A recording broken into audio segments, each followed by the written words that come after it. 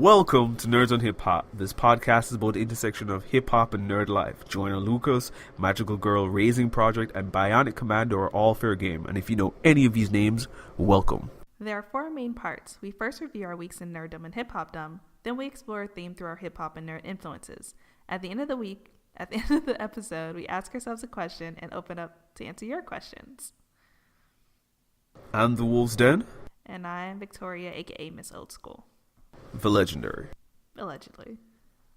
Factually. Except I always say that intro and I got it wrong this time.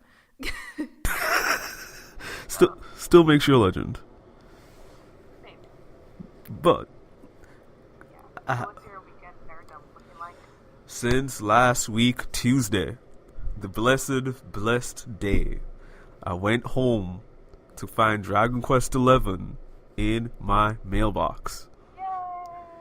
And anyone who knows, I've been hyping this game up since I got a PS4. I was like, there's only one game I'm getting. While everyone else I know wants to play Spider-Man, I'm like, I don't want to play Spider-Man right now. I don't care about anything else. Just get me that classic turn-based goodness of my life. And this has been great. It has not let me down. You're not James Jameson. I clearly am J. Jonah Jameson. Forget Spider-Man. Right. He's causing a trouble. Spider-Man. Exactly.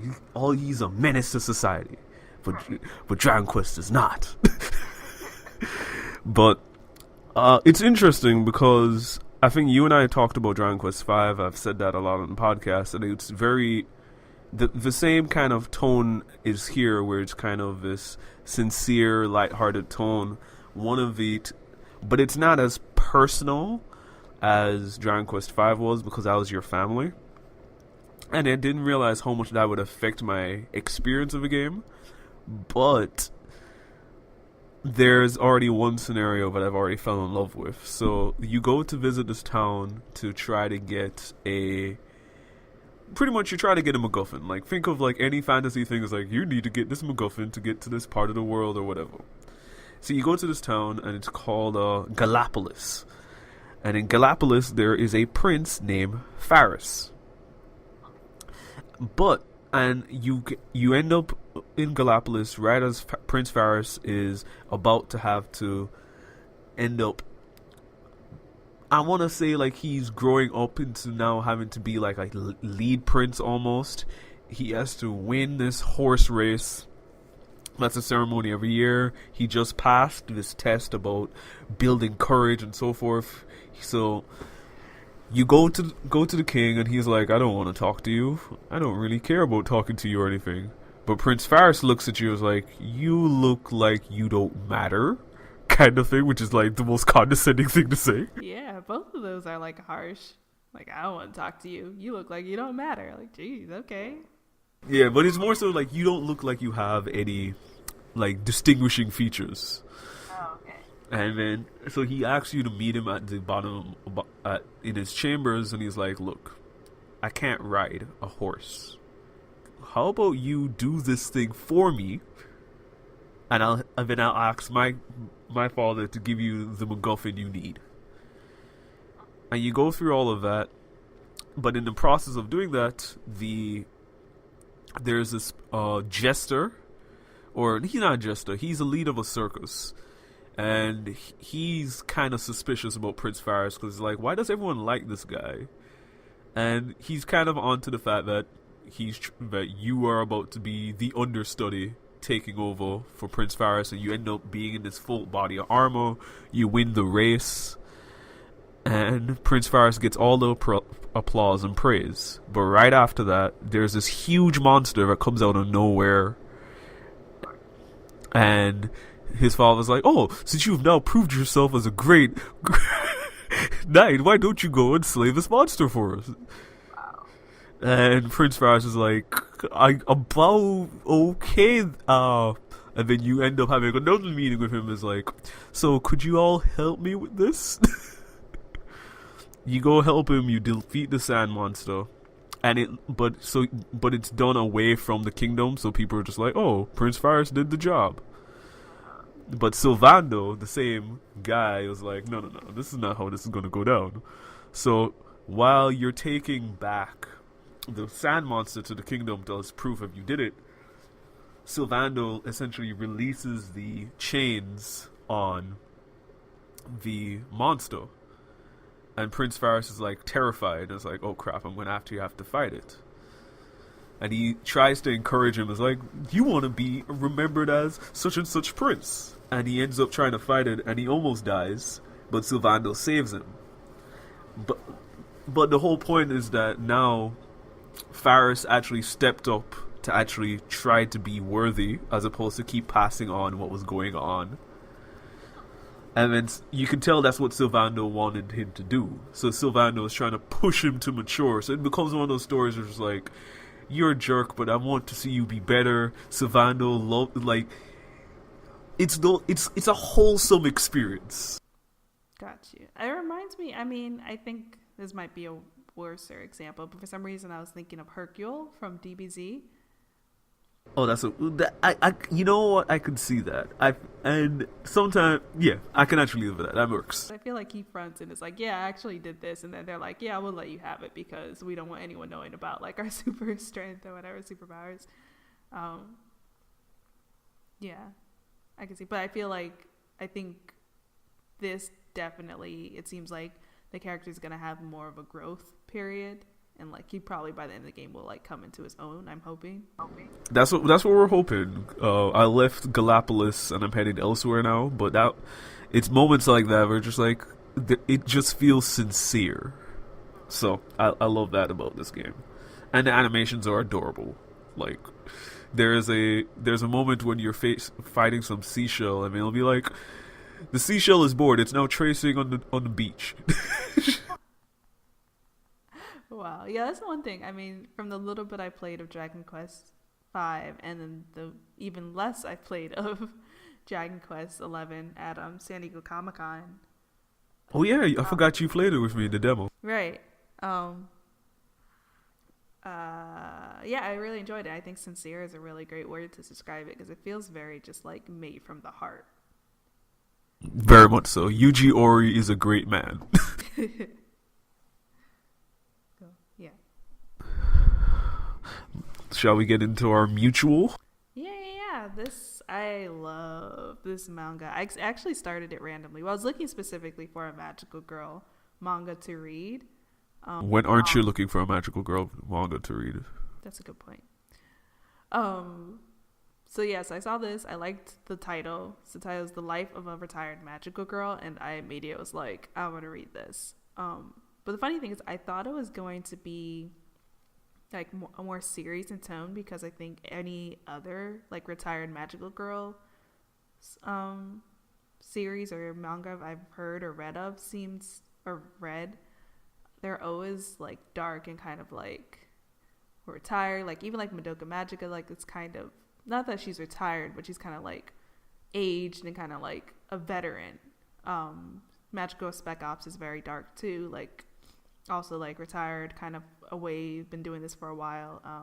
And I think I forgot what the other one, Magical Raising Project. I think that one's definitely dark too, and that seems to be a similar veteran magic girl. So that's what I was thinking it was gonna be, and I was surprised at how hilarious this series is. But yeah, what were your first initial thoughts? I wasn't as excited. Like I was excited. I was like, "Oh, this is gonna be a nice another magical girl series," and I love the intro chapter where it's just like, "This is the slight personality trait," and I fell in love with, I think it's Lilo or Lilos. Lilas, yeah. Like she's like 10, but not 10. She looks like a 10-year-old, but she's really old. There's that. I mean, but you win my heart when you're grinding levels in your sleep. That was an adorable picture. But what we got, it ended up being more and more funny as the chapters went on. But it felt like it was just straightforward with not enough punchlines to keep me going. But so I guess the general premise, in case of people who don't know, is just like, what's her name, Shelja or Um, man, I should write it yeah, down. Yeah, I think so. sh- sh- Something like either Shija or that. yeah, Shimja. There we go. She enrolls in a high school for magical girls, and she's mad excited. Like she's the full like bright eyed of like this is going to be the greatest moments of my life. And Right. I think this is where I kind of felt some of the humor coming through. And then she ends up dorming with I think three or four. I think it's three retired magical girls, and you could tell all of them are just like, "Why are you so excited for?" Like, Mad cheating. there's a moment in time where I think that was kind of funny where she was like, "Don't y'all want to do things that magical girls do with the gestures and stuff?" And they're just like, and everyone is just like, "This is hella cringy. What are you doing?" That was great. It was very like I guess because like magic girls like they can be kind of cheesy and campy, and it was funny to see them to be like, "What are you doing?" What like outside of the context that magical girls make those poses look cool. Outside of that context, it looks completely like embarrassing and cheesy. It's so funny. Yeah, so there are comedic moments here, like even when I felt weird about the when you find out their I guess their mascot is a pig, and then you figure out that he's a pervert, and I was like, it didn't hit me until it's like, oh, that's why he's a pig, and I was like, okay, I have to give you that. I actually didn't get that till you just said it right now. When you were like, "He's a pig," and I was like, "Oh, he's a pig," and then you explained it. I was like, "Yeah, I just got that." Um, yeah, it did creep me out though when he was like, "Oh yeah, I had to like I got fired because I like sexually harassed magic girls," and I'm like, "Whoa, like me too and magic girl mangas. I don't know how I feel about this. This is my escape." Yeah, it felt bad, just like out of nowhere seeing that happen. It was funny though when afterwards she was like, "All right, so I'm gonna put you in the trash." Like,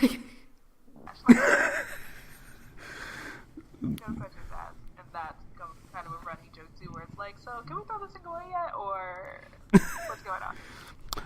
Throw it in rice. Definitely. And then there was another part that was kind of what I ended up liking, and I felt like, okay, maybe if I read more chapters, I would like it more, was when she was like, I want to clean this place to make it look like how a magical girl's place should be. And at first, I was just like, all right, that keeps up with the kind of like, you were just way too excited about what a magical girl's supposed to look like. But it kind of, I think you just realize the three retired girls are just can't clean their house. Like, they're terrible at it. Yeah, because I think they say at one time they don't have their magical powers anymore, so Right. that's probably I think how they cleaned before. And it's like, well, can't do that. We're just gonna whatever. Right, and then there's also another moment when she talked about cooking, and they're like, "What is cooking? I'm gonna just go buy this ramen right over here. That's my." That was one of my favorite parts because they were naming stuff that was like legit. They were like, "Oh no, I eat brown stew with like beef," and the other girl's like, "No, I eat this dish," and she's like, "Oh wow, you guys are actually eating pretty good. Like I thought you guys are gonna eat terrible." And they're like, "Oh no, these are ramen flavors." Like. It was the greatest thing ever because I wasn't expecting it either. I was like, "Oh wow, like, go you guys." Yeah, it made me start questioning, and I think this is where it's like, okay, I'd want to watch more of a series. It's like, who's really the adult here? when you start looking at those comparisons, it's like she's willing to cook, she's willing to do these things that are adult, and the quote unquote adults in the room can't do this, and they're just jaded. So I think there's a cool dynamic to be seen there in future chapters. So that's how I felt about it. I'm curious where you sound like you were head over heels, so I want to hear more of what you see. So I mean, you know how much I love Miss Kobayashi's Dragon Maid. So this definitely gave me that kind of feel, and I guess it's because it's like a bunch of like women living in a dorm together and kind of figuring like out how to be an adult, I guess, in some way or another. So yeah, I like this a lot. I think too, like, I guess I was never expecting the comedy when it hit. Like, I guess I would kind of forget this is a funny series, and I would read it and I'd be like, that was interesting. I was like, oh, that was funny. And then it'd be like, interesting. Oh, that was funny. Oh, interesting. Oh, that was funny. Because I don't typically like slice of life stuff. Dragon Maid was an exception, and I think this is an exception for me too. So I got to figure out what it is in both of these. Maybe it's the humor and like the heartfeltness of it. But yeah, And I think the thing that made me realize that you're going to like this is because it's the thing that you keep on highlighting is that it's a group of women enjoying each other's company, or in this case, tolerating each other's company right now. right, exactly. I think that's a large part of it. Like they didn't even introduce a man in the 4 chapters we read. So like that alone, it's like, oh, like I could really just enjoy like women enjoying each other's company. Like yay. It kind of makes me want us to watch in the future either Azuma ga Daioh or Nichijou, because those are kind of fitting the same kind of school. One is more drama, the other is more comedy. So Nichijou is comedy. I think we should try to do that next time, since I think that'd capture a lot of what I think you want while still being slice of life. That sounds fun. Yeah, I think the only thing I didn't like about this manga though is how the panels are placed. Kind of threw me off. Like it's a lot of like rectangle panels like stacked, and I was like, this is weird. Like I don't think I've ever read a manga like that. But there was a really cool page where like it was entirely blank, and then just on the bottom 2 left of the page there were 2 panels. I thought that was pretty cool. Yeah, and I felt like their sequencing sometimes fell off. There are 2 like time skip stuff when she was about to drop. There's a moment where you see them in the bath together, like taking a shower, and then right after that panel, you see them about to drop, I think, a soda or something like that. Yeah, it was weird to follow it sometimes, just because of like either time skips or like the placement of things were weird. Like I realized it took me a while, and maybe because I don't read that much mangas, but like you had to read like the not just like right to left, well not even right to left, like right down and then left down. Okay, now that's even weird to me because normally it's just right to left. I mean, Right. go down normally. That's what I thought, but when I kept getting confused, and then once I read it right, like all the right side all the way down and then all the left side all the way down, it made sense. Okay, I'm wondering what that means because I did not do that at all. That sounds way more confusing. Yeah, it was.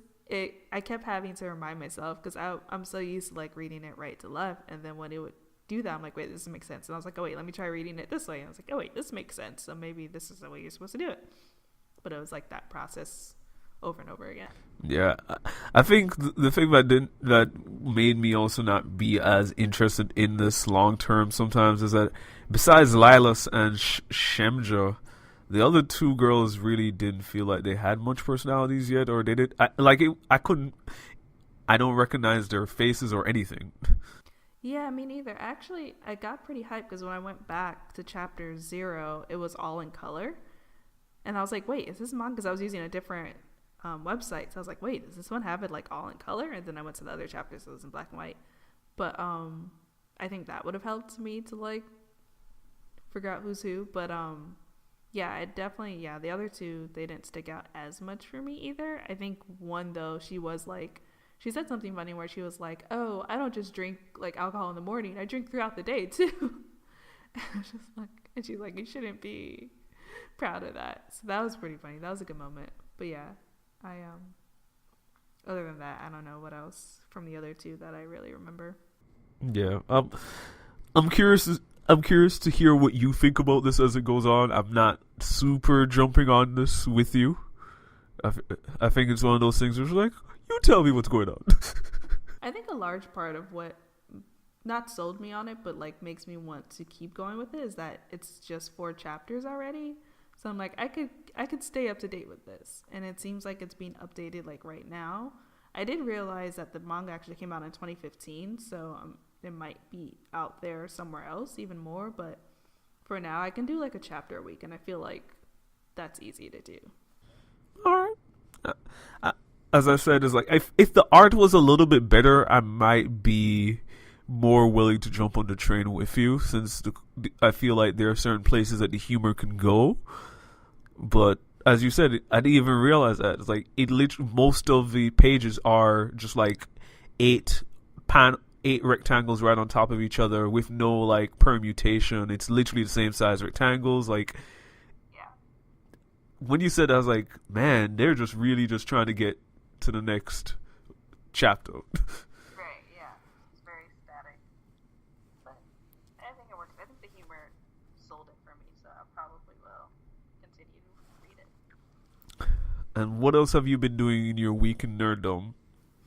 So, I've been doing quite a lot, but I'm going to talk about Voltron. I've been watching that. I haven't finished it yet. I'm at season 6, almost done with season 6. There's 7 seasons out total. So I like it. Allegedly. Right, like it hasn't, all the things that I thought I would love about it, it hasn't really got me with those things. Like I thought I would love the artwork, and I'm like, I like the artwork, but I don't love the artwork. There are moments when I do, but not always. Or even like the animation, because I thought it was gonna have like this like 90s feel almost. I guess because like the original Voltron came from like the 80s. I don't know. But like with an updated feel. Like I felt like it should have been what Salem and Crystal should have been. But and it is better than the original Salem and Crystal first season. But that's the only Sailor Moon criticism you'll hear from me. But anyway, before you say anything, yeah. So I do like it though. Like some of the plot lines can be a little bit predictable. But I think the cool thing about it is, and I've been trying to look this up with the original Voltron, but it's really just like a space drama.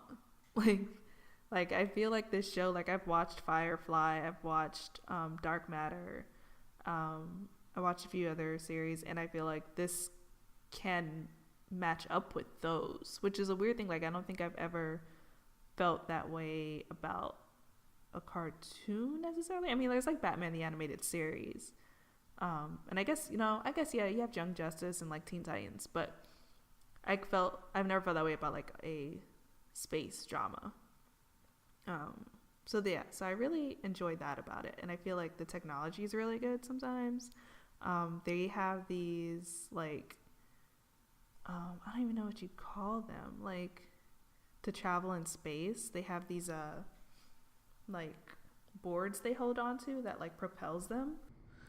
Okay, so like they're like light hoverboardish kind of thingy, but Right. you hold on to it with your chest. With your arms. Okay.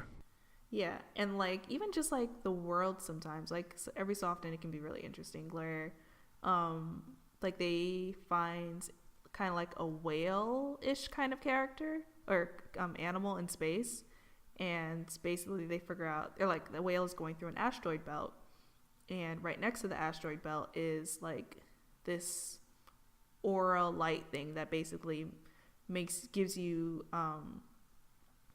like flashbacks or like visions of things that happened in the past or things that are going to happen in the future. Basically, like, it can mess up your mind so you can't get too close. So they figure out this whale can actually navigate this asteroid belt so it doesn't get too close to that. And I thought it was a really clever way because at this moment, one of the main characters, he meets I don't want to give away spoilers. Spoil it! He meets someone very important from his past. I'll say that. You can spoil it. It's okay.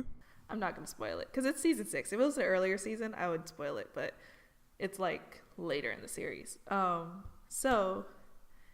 I feel like it was a really clever way because usually like with these shows, they're like, oh, these people have just met. Let me sit down and tell you the story of like my entire life up until this point, even though there's like a war going on and there's like an emergency that we should probably be getting to. So I thought it was really clever in that instead of doing that, they kind of had them like, she was like, oh, like, I'll tell you later, we gotta go. And for them to be like, all right, whatever, we'll go. But them to run into like this aura and like that's what's giving them like flashbacks because they have to go through this thing. And like, so the main character is learning like about his past and like what happened with this person that he just met. And I'm like, that's a really cool way because it's like it's progressing the story forward, but I'm also getting to learn like, because I do want to know like, yeah, where were you all this time, But I also like hate that in stories where it's like, yeah, let me sit down for like an hour or two and tell you like my entire past. even though there's like this emergency. That was really clever. So back to the whale. They ended up navigating on this whale, and on the whale there's like, it's basically created like its own atmosphere, and it has like trees growing and like grass and animals, and it was just really cool because it's like they just landed, and I thought it was just gonna be like, oh, they're just gonna like hold on to the back of this animal, but it was like, oh no, there's actually like a whole world on top of this animal. So like little stuff like that, I think the show can be really clever for. Other stuff is definitely more, you can see what's gonna happen. But for the most part, I think it's a pretty good series. Do you feel endeared to any of the characters? Because you've kind of talked about world and like the structure of the storytelling, but you haven't mentioned any of the characters at all. That's the thing. So I thought I was gonna go in loving Princess Allura because she's a brown girl, she's a princess. Those are two things I like. You don't say. And I don't love her as much as I wanted to. Like, so you're saying she's trash? She's not trash. She's just not like special to me. Is it because she doesn't have the purple hair? It might be because she doesn't have Jokes aside. Jokes aside, no. But yeah. But yeah, so I don't know. I've been actually thinking about this, and I think the other thing that bothers me about the series is that each of the 5 main characters are pretty much all human. Like all the people who navigate Voltron, or at least human looking like. And this is a whole galaxy they're operating in, and I'm like, really? Like everyone who's a paladin of Voltron is like an earthling? So that kind of bothers me. And yeah, like some of the characters are interesting. There's a girl named Pidge. That's kind of a spoiler, sorry. And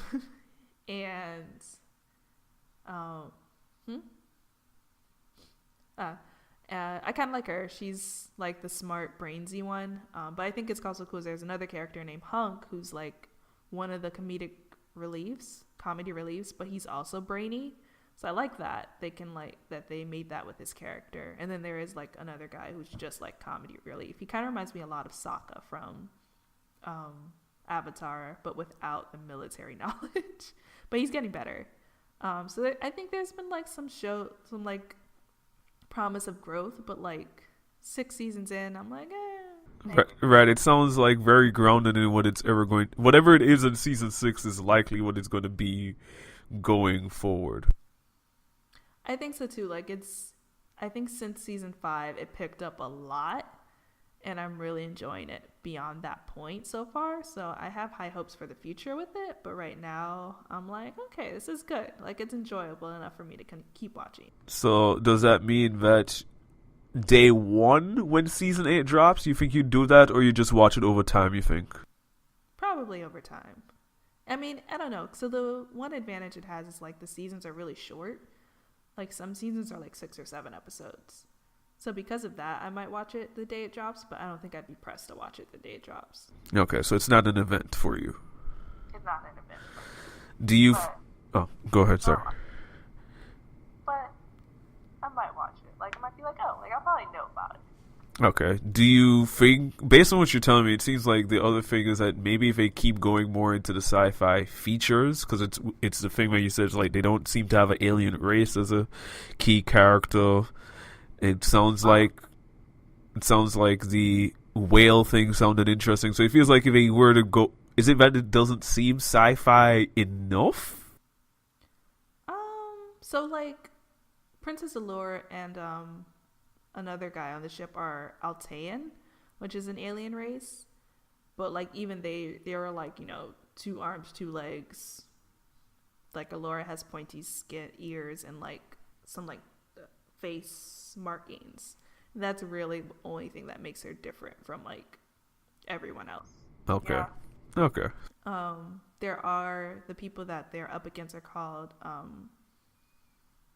what are they called? I forgot what their group is called, but basically the leader is Zarkon. It's a group of people, the Galra. And they're kind of like, they remind me of Beast from X-Men, but except purple instead of blue. Okay. A lot of them look like that, and they don't really vary as much in their appearance in the first few seasons. Now we're starting to see more differences, but then I think it was mostly because it was kind of like this Emperor's Archon and like his henchmen, so I feel like they're like all henchmen, make them all look the same. Makes sense. So that's really the most variety we've seen. So it's really like 3 races, and all of them are humanoid. So like that bothers me a little bit. But there have been some stuff like I saw a character with like a tail, and I was like, oh, a tail, like a singular tail. right, a tail, like, all right, yay.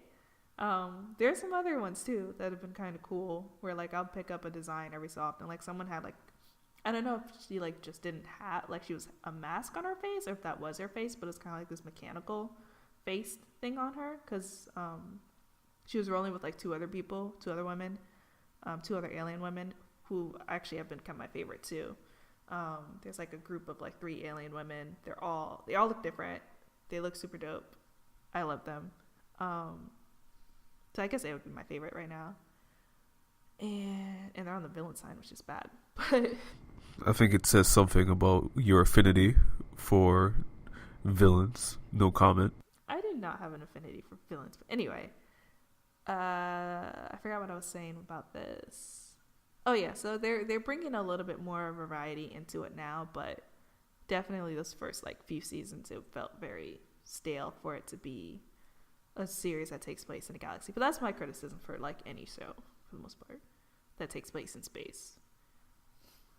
I think we now need to go on the hunt for the best space stuff that you like. I should. I mean, I still haven't watched Battlestar Galactica, which is a major one that I need to watch. And I need to watch Farscape. So I think those 2, I've heard great things about them. They're on my list. I'll probably watch it eventually. And maybe we should go back to Knights of Sidonia again. It's been a long time since we watched that together too. Alright, that was pretty good. Although I don't remember much about any of the characters, but I'd be down. Yeah, so maybe a future fellow, maybe. Yeah. Alright, let's switch gears. We talked a lot about nerd stuff. What's going on in hip-hop? So I'm actually going to be talking about an album that I finally got to listen in full for the first time today. So there's this rapper named Esso the Kid, or mainly just Esso, and he was signed to Lamp Mode, which is a Christian hip-hop label, but it is known to be more of a lyricist-driven label, as opposed to Reach, which is, hence in the name Reach, trying to be more mass appeal-ish. And then you and I fell in love with a few of Humble Beast, which tends to be more of like an indie persuasion in a different direction. Jackie and Propaganda. So I listened to Esso way back when he first came out, so like that's 2011, 2010. And I was interested, but I've never felt like diving into. I listened to his mixtape and it was nice, but it never kept me around to be like, you know what, I need to go listen to some more. I was just like, all right, you're still around. I'll look at a random single here and there. And he had this theme going on where he did a trilogy of albums. So the first one is called So It Begins, then So It Continues, and So It Ends. And his title tracks have always been incredible. Like, those tend to be, like, the most heartfelt ones, the ones that really generate interest for me. But the rest of the So It Begins album was just like, this is here. So I listened to So It Continues today, and I was just like, oh my gosh, this is something. I was missing out. My apologies. And it's going to be a weird comparison. Take a lot of the strings that you'd got on Late Registration-ish, and then add some like more modern hook singers and stuff like that, and you kind of get a little bit of the production vibes. It's very the strings really stood out to me in a way that it's not like I would never say it's like orchestral the way that Late Registration is, but the strings really make a difference, and it's repeated throughout the album in terms of a sound and a vibe. And this guy, he just can rap, and not even just like he has technical abilities, but in terms of like storytelling. Like there's this song called Elizabeth's Interlude, and it's a song about Elizabeth Elliot, which I had to go Google this person. she's a Christian writer, and he ends up telling the story about how her writings have affected him, which I thought was cool in of its own, to like really have a song dedicated to an author. Right, and then and part of the story is really talking about Elizabeth Elliot's husband died on a missionary trip, and that kind of tells a little bit about the story and what he finds value. And I was like, okay, all right, we're dealing with something interesting. And even the song, I was listening a lot to, I think one of the last songs, no, the last song called "So It Ends," and I've been just thinking of a lot about what he was talking about. For quote unquote, the line that he repeats throughout is like, "You're living with the end in view," and that's just like a phrase that, from like a spiritual angle, that's a whole heap of like perspective. But I'm even just thinking about for when you talk about changing your life and so forth, it's like you want to live with the end in view for whatever it is that you're doing and trying to communicate. So these kind of finding different phrases, the storytelling, the production on this album, I started really becoming enamored. I don't have everything fully digested in terms of all the rap songs all the way down, but even lines where it's like, people love to say I'm an emo rapper, but I'm not over my emotions, so I'm emo backwards, stuff like that, where you recognize that he's playing around with the letters and stuff like. He's a really good wordsmith and a really good writer. I just don't necessarily think he gets super technical, like it's proficient, but he's compelling enough, and he can do a very good narrative. Even the song that he did years ago called "Passion and Purity," that's also in this project, talking about navigating issue of like his relationship with women and stuff. Like, yeah, I wanted to talk about it because I'm like excited to spend way more time with this. Like, there's a lot here, and that like just having the first course of it earlier today, I was like, all right, this is gonna be in rotation for the rest of this month. Wow, that says a lot. A rotation for the month. Okay. Yeah, so that's been my day in hip hop dome, if you. Is there, I mean, you mentioned, which song do you like best? You mentioned the Elizabeth Elliot one and the other one. Right now, I'll definitely go either "So It Continues" or "So It Ends." Because "So It Continues" is how it opened up with, and that's when I was like, yeah, I remember why I liked you in the first place. And that's really cool. Sorry, those are really cool, like, song names. Yes.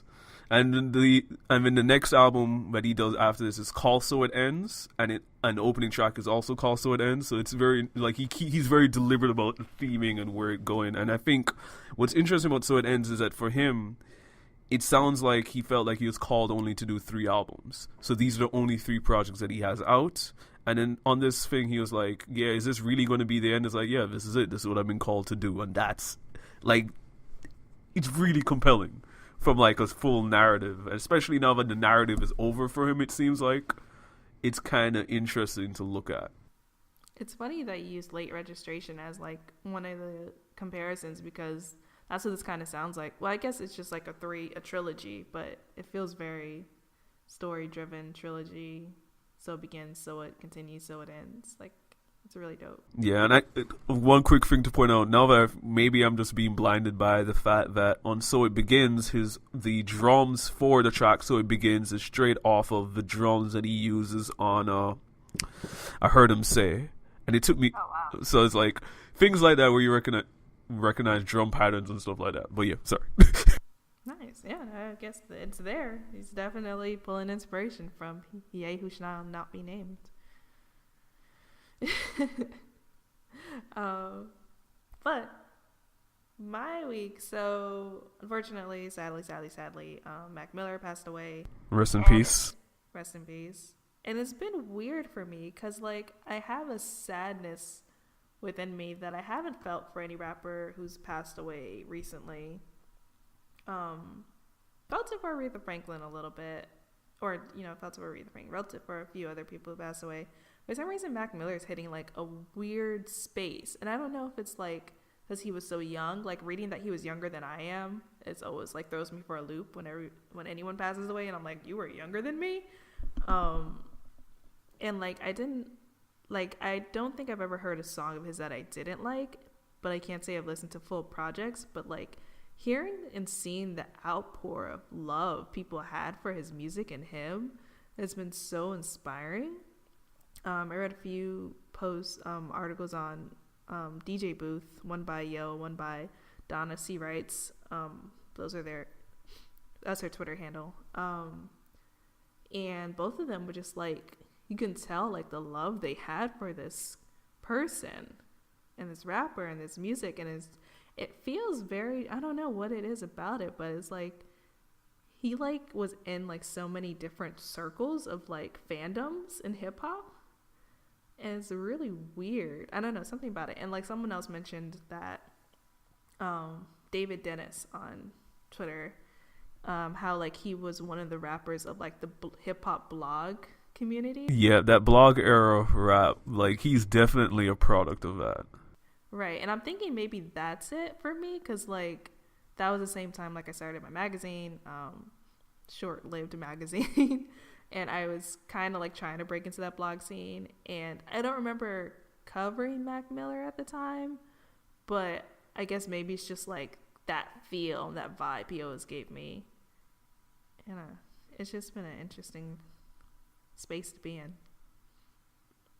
I haven't commented much on it in any public because I don't have a connection to his music because I haven't really listened to it. But it always felt like what's interesting with Mac is that when you talked about the traveling between circles, like Mac's relationships with people seem like he was one of the first people to put Rhapsody on. Like they toured together. Oh, wow, I didn't know that. Oh, right. Yeah, she did post about that. You're right. I'm sorry. I did Yeah. Yeah. He featured on Return of the B Girl. Like that's a meaningful relationship, and particularly for what I know, for a lot of people who became Mac fans, my brother kept on pushing me towards listening to the movies with the sound off. Is that while Blue Slide was the big move for a commercial angle before for independent artists, like that was that. By the time he started getting to listening to music and so listening to the movies when the sound turned off, he really grew to like prove a lot, not just prove people wrong, but like he built a fan base that was growing and maturing. Like as he matured, it seems like a lot of the fan base is like, oh, you're now making music for me. And I think that's the thing to look at, of just like, man, he was growing in a way like that I think people really connected with his stories and his struggles. So it's like, for me, I don't feel it, but it's like when I hear the other wave of people talking about it, like it really makes me sad, because you can tell that more than a lot, like his music was a light for a lot of people. Right. That's been another thing, which has been something that keeps coming up, where like just how much his music meant for people. Yeah, there's something about it. It's just like, even like when I first heard it, it was just like, whoa, like it hit me in a way that I haven't really felt about other people. But yeah, I just want to mention that. But I did it's made me want to go back and listen to his projects in full. I started listening to Swimming. I really enjoy it so far. But I'll probably have more on it to say in another episode at some point. So maybe next month's episode we get the Mac Miller experience. Probably, because from what I've heard, I feel like I'm going to love The Divine Feminine, because that seems to be a favorite for a lot of people. I love the name, watching movies with the sound off. I think that's a dope project title, so I'm like, I already like it. So yeah, I feel like I'm probably going to dig into his discography. Sadly, right now I am, but definitely going to dig into it more. Yeah, it's a sad thing, and with hip hop artists, it often takes their presence to leave us for us to really try to learn to appreciate. Like, it's always sad in that sense.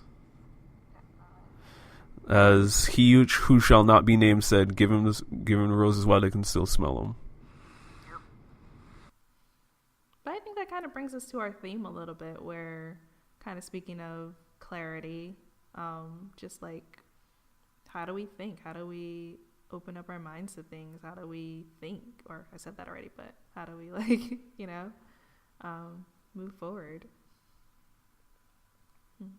Well, do you want to do the mutual hip hop first before we press into this? Oh, you know what? I'm just You scrolling away. you That's have. what I would like to do. I was just gonna say it's like you haven't been thinking clearly yet. Clearly, so I was thinking clearly about that Yes.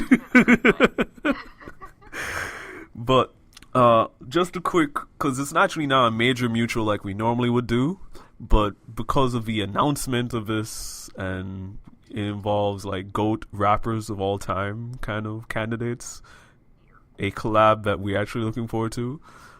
I think either last week Friday or last week Thursday, S1, the producer, Symbolic One, did an interview with Hip Hop DX and announced a super group. We're actually getting a super group, people, like an actual legitimate one, like like knock on wood. I'm knocking as hard as I can because we are not letting this pass us right now. I'm gonna be so upset. Phonte, Rhymefest, and Black Thought. I don't have words. It's crazy. Like, it feels so like, what's the word? Like, not natural, but like a no-brainer. No pun intended on Black Thought. But it's just like, oh yes, like these three people, and it feels weird because they all kind of occupy the same space, and it's like this is gonna be the most backpackerish, rappity rap backpack project ever. It is. I'm excited, and I'm curious of where this is gonna go. I don't know if you remember with Black Thought's project this year. He felt a little bit more personal than I feel like he tends to let on. I've only heard 2 Roots albums, and it feels like you don't always get Black Thought being very transparent about what's going on with him. I don't think so either. He's more just like, I'm a rap. I mean, there's that, and I think Roots tend to tell bigger stories than themselves. At least I'm influenced by Undone, and then They Shoot Your Cousin. Like, those are the 2 main projects I've heard from Roots. So to me, it's and How I Got Over, which is incredible. But none of those have a lot of Black Thought's personal stories. It's only the project that he did this year with Ninth that kind of got, at least for me, more moments where I felt like Black Thought was being more transparent on his life. But Phonte is always about telling his personal story of what's going on. And Rhymefest, I don't really know where I place him in kind of that category. So, but I think because of content alone and where they kind of do different things, I'm wondering what they want to do together as a collective. Like, are we going to get something conceptual? Are they just going to play to their strengths? What are they going to end up doing? And I think that's kind of what's running through my head. That's interesting, yeah. I feel like I would place Rhymefest somewhere in the middle because I think he kind of draws from his personal life and will insert like bits and pieces of that into it, but with a larger picture in mind. So he's definitely like in the middle of these both extremes. He's 2 extremes. You're right. Like I forgot about songs like Sister, which is, I love that track. And yeah, you're right. When I now think of that Blue Collar album or even Man in the Mirror, he does do some of the storytelling stuff, but he will do the big picture stuff too. Right.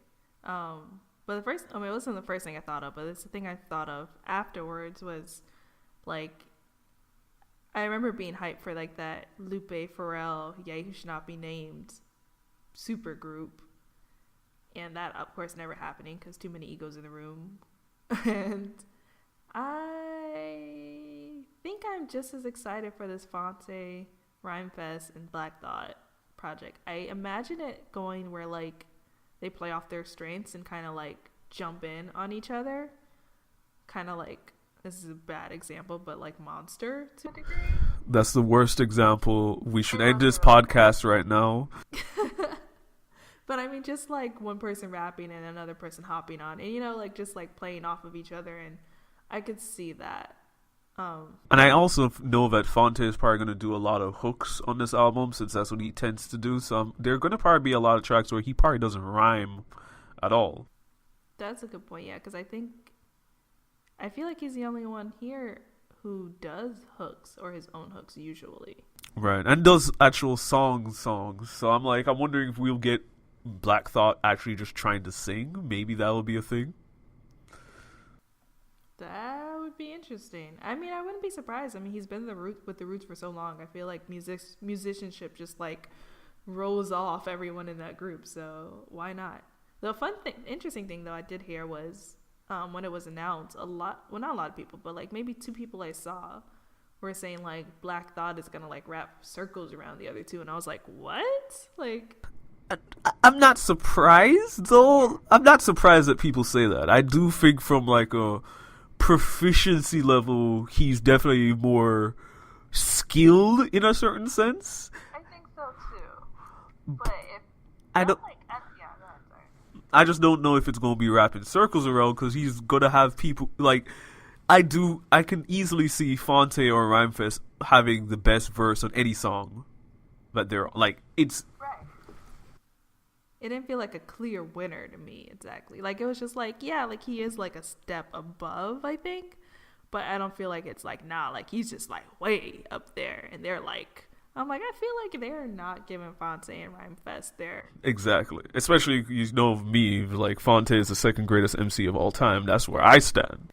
Yeah, I mean, you made me a Phonte believer after listening to that last project. So, I mean, I'm all for this. Yeah, it doesn't feel, as opposed to the rap group that we got last year with, I think, Blue and MED and Madlib, where you're just like, MED can't rap as good as Blue. Like, it doesn't feel like, it feels like everyone's skill set is strong enough where just like, I don't think Black Fox, like you said, is going to run away with it. Like, it doesn't feel like the balance is like, oh my gosh. Like, no, we're looking at 2 rappers who I think are GOAT candidates. And Rhymefest, when he's up for the task, can rap with anybody. Right. I think that's about where I'm at too. But I definitely think like either of these, if like at their A game, they could be at the same level. I'm curious if S1 will be producing all of it. I don't know. Yeah, I know you mentioned that you wanted Ninth Wonder to produce for them, and I think that would have been amazing too. But I'm happy either way. Yeah, I mean, I'll take what I get. I'm not going to be that picky. Like, yeah. So we just had to get that mutual in there since I'm clearly the local Phonte fanboy. It's okay. I mean, I do have another segue because since we're talking about Black Thought, head into Clarity. So, yeah, I've been thinking about like trying to think clearly to be more present, or even just I've been in a season where it's just like it takes a lot for me to think clearly. I need to like zone out. And the main nerddom thing that's been coming to my mind about it is actually Pokemon. I don't know if you remember that a couple of psychic Pokemon have this move called Calm Mind. And it's that literal moment where it's like a psychic Pokemon and you see a drop fall into a river and it ripples out. And it's like, that's what I want to be able to immediately do with my own mental space, which is like in an instant do that. I think it boosts your special attack, so I think for a lot of sweeper Pokemon, they use it for that. But I just want to be able to go just to do that to clear my headspace. So yeah, that's the nerddom perspective that comes with me thinking about this. I can see that. Definitely when I think of Clarity, I think of like water and like you said, like falling into a pond and like kind of creating that ripple. The first thing I thought of for nerddom was anime called Ah My Goddess. I actually never finished this anime. It's like one of my long-term goals to finish it because I watched it when I was in probably middle school. Like, it's been a while. So 30 years ago? A long time ago. Someone, I was listening to a podcast and they mentioned Winamp, which if you remember, it was like a music downloading program back before YouTube and like Spotify. We are so dating ourselves. Winamp, Real Player is going to be next, right? Oh God. Let me just open up Flash. um, so, but my background was from Oh My Goddess, and I just always loved the images from that anime even before I saw it, just because there was something about it that just felt very calm. Like, I don't know, it's because like this woman with like angel wings is looking very angelic. Like they used a lot of blues in the like background. There's something about it, just like, I don't know, it just always made me feel calm and like at peace. And I did start watching the anime. I never finished it, and one of these days I will. But yeah, I don't know, something about that blue in the sky just like feels calming to me. It almost makes me wonder, is like, do you think a slice of life without the humor stuff could be calming? Because it makes me, when you describe like that kind of peace from just like even the color setup and so forth, I'm thinking like slower shows that take their time and stuff like that. Do you think that stuff could provide you clarity too? Maybe. I'm trying to think of an example, because I feel like most of the slice of life stuff I've watched has been comedy. Like even One Punch Man to a degree, Psyche K, whatchamacallit, Miss Kobayashi's Dragon Maid. Like all of these have some element of comedy. But I want to. Oh well, whatchamacallit was good, but I don't know if that's considered slice of life. What was that? The anime we watched. We spoke about it on an episode, I think, where the main character, he was kind of having like, he was a shut-in. I forgot the word for it. Oh, Welcome to the NHK is what you're thinking about. I wouldn't call that a slice of life though.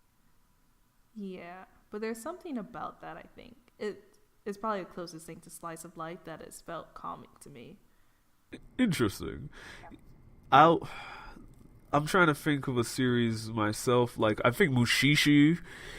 Even you and I watched the farmer one.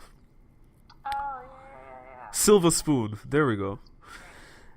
And that was kind of calming in of itself, of being on the farm and things like that. Although you dealt with episodes of him being really burnt out and stressed out, so that kind of goes a little bit against it. Yeah, I feel like that has some humor too. Yeah, but I wouldn't call it a funny show. Really? I watched like the first few episodes, but it felt like it was a comedy. Yeah. No. Yeah, I'm thinking of even slower shows. Like, there's one that I know of called Natsume Yujo, I think it's called. Yujin Show. And I know that it tends to be episodic, slow, and so forth, and that's why I think of Mushishi. Like, even the other ones that we're mentioning, they don't tend to be slow. So I'm curious if something like that could provide clarity. And the reason why I don't watch Mushishi all the time is that even though it's like, to me, like top 5 greatest animes ever made, I have to be in a clear headspace to really soak it in. So it doesn't make me feel more in this kind of peaceful state. I have to be in that state to really appreciate what's going on. It's funny. You just made me remember like a few K-dramas that, I don't know if I called them slice of life either though, but definitely gave me like a calming feeling. One called Pasta, where it's just this woman working in a restaurant. She's trying to become like a chef. Yeah, so that was really good. It wasn't slice of life though, I would say. It definitely had like a continuous storyline. And another one was oh man, I just forgot it. What was the other one? Well, I love Moray's Choice. That was also a good one. And I forgot it. Maybe I'll remember later and tweet about it. But, and outside of nerddom, which is definitely slice of life, there's a show on Netflix called Midnight Diner, Tokyo Stories. And like, this show will like, I could watch it and like afterwards it feels like I just meditated. It's just that like chill and nice. Like, so every episode is basically this it's about a guy he has his own like small bar where like only 6 people can sit in there, and it takes place in Tokyo. It's a diner, midnight diner, and it's only open at night, so it's basically like for people like just going to work or just getting off of work, and they'll stop by, and it always like shows like the people who stop by in that day, like their lives intersect. So it's kind of like a Seinfeld thing to a degree, but it's just like, and you'll never see those people again. You know, in the next episode, it's a new set of people. And the only thing they have in common is that they go to this diner, and so like the main chef is the only person you see. But just something about it, it's like it's night, it's Tokyo, it's like there's a soothing music, and I really like it. Yeah, that's it. What about for your hip hop like moments of clarity? Hippity hip hop. I guess it was something that has with Blue and clarity, because I mentioned it in Oh My Goddess, and I didn't realize this until now, but I picked Blue Below the Heavens for clarity. It's one of my favorite projects ever. I got mad hype when Blue followed me on Twitter, and I think it's just like living through his reflections on life has been one of like the most satisfying things I've ever had in a project. His songs like Greater Love, First Things First, Dance in the Rain, Blue Collar Worker, Good Life. It's just like something about it, just like it's calming to me, but it also makes me reflect. And yeah, it's a dope project. How about you? I think for me, I think about clarity in hip hop in terms of when artists kind of discover something about themselves, like they get their own like moment of like, that's what this is, or that's what's going on. And I think the last time I really heard that would have been about a few weeks ago, probably about a month ago. I was listening to Odyssey's album, The Tangible Dream, which came out in like 2012. And then there's a song called Things Going On, where he talks about just different relationships with different women that he had in terms of just like what happened in those relationships. And then the last verse, there's a moment where he like psychoanalyzed how he was acting, how she was acting, and he was like, "Oh, I'm psychoanalyzing now. Isn't that something that you would have done?" Like, there's a level of like he now comes full circle to like, "Oh, that's how she must have been thinking in the entire relationship," and just kind of recognizing things from kind of an omniscient view of what occurred. And I think there's a level of clarity when you can see things from a different angle and be like, oh, that's what was really happening. That was really what was occurring. Nice. That's cool. I definitely need to dig into more Odyssey as well. Every time I hear a song, I'm like, that's Odyssey? I like that song. I didn't know that was him. I will do my best to turn you into an Odyssey fan next. It's very possible. So for our what question, what ways have you tried to maintain clarity? So I have a couple. One, I've been doing a lot more recently. Having coffee on the weekends at home. And allegedly, no, but I've been noticing that when I have coffee at home on the weekends, on Saturdays and Sundays, I tend to do that.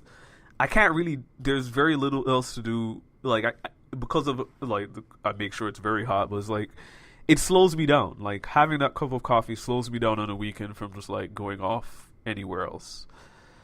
So there's a level of like peace in that process. And I think the other thing is, I don't do this as much anymore, actually. But there was a time where I used to go to bed listening to video game Let's Players. That's how I got into, what's his name?